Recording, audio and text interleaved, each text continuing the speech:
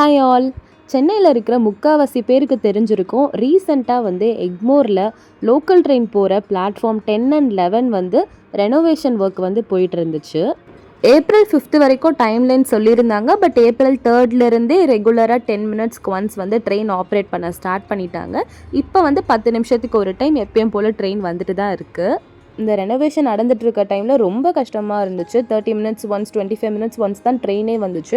அதுவும் அந்த ட்ரெயின் வந்து தாம்பரத்துலேருந்து சென்னை பீச்சுக்கு வந்தாலும் சேட்பேட் ஸ்டேஷனில் பார்த்திங்கன்னா ஒரு 3/4 மணி நேரம் ஹால்ட்டு போட்டு தான் கொண்டு வருவாங்க.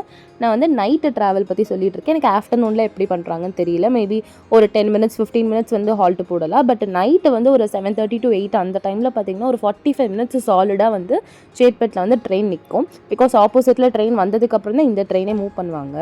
இப்போ கரண்ட்டாக பார்த்தீங்கன்னா 10 மினிட்ஸ் 15 மினிட்ஸ் கேப்பில் வந்து ட்ரெயின் ஆப்ரேட் பண்ணிகிட்டு இருக்காங்க. பழைய மாதிரி ட்ரெயின் வந்து ஆப்ரேட் ஆகுது, அதில் எந்த பிரச்சனையும் கிடையாது.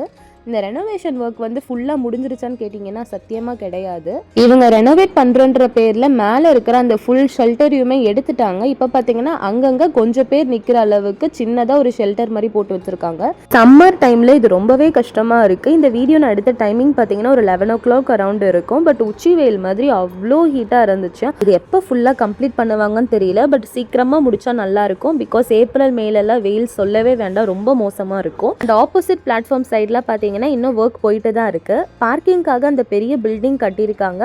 அண்டர் கிரவுண்ட் பார்க்கிங் வந்து கட்டிட்டு இருக்காங்கன்னு நினைக்கிறேன்.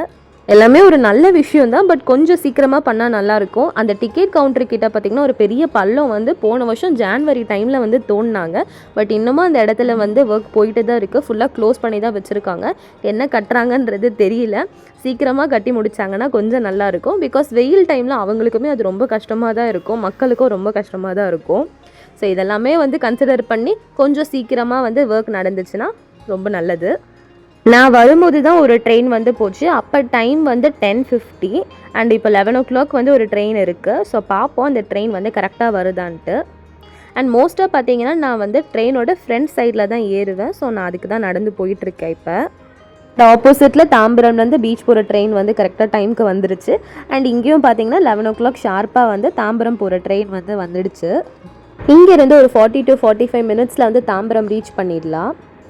அண்ட் நீங்களும் என்ன மாதிரி டெய்லி பீச் டு தாம்பரம் வந்து ஒர்க்குக்காக லோக்கல் ட்ரெயினில் ட்ராவல் பண்ணுற பர்சனாக இருந்தீங்கன்னா மறக்காமல் கமெண்ட்ஸில் ஷேர் பண்ணிக்கோங்க. அண்ட் இந்த வீடியோக்கு ஒரு லைக்கோ தட்டி விடுங்க. உங்களுக்கு நான் போடுற வீடியோஸில் பிடிச்சிருந்துச்சுன்னா என்னோட சேனலை சப்ஸ்கிரைப் பண்ணிக்கோங்க. அண்ட் உங்களுக்கு எந்த மாதிரி கண்டென்ட்ஸ் வேணும் அப்படின்றதையோ கீழே கமெண்ட்ஸில் வந்து ஷேர் பண்ணுங்கள்.